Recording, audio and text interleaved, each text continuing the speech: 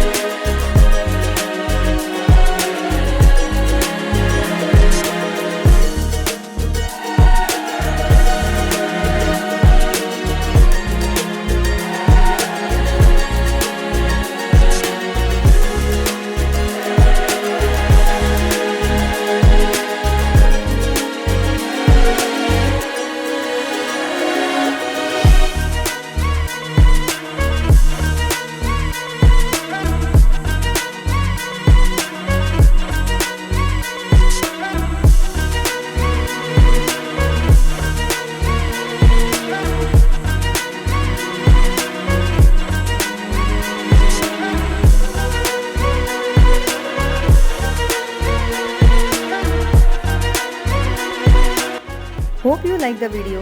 This neon glow effect is used as an intro or as an advertisement. This effect can also be created in Adobe After Effects with the help of Sabre plugins. See you next time with some more interesting videos. Till then, keep watching.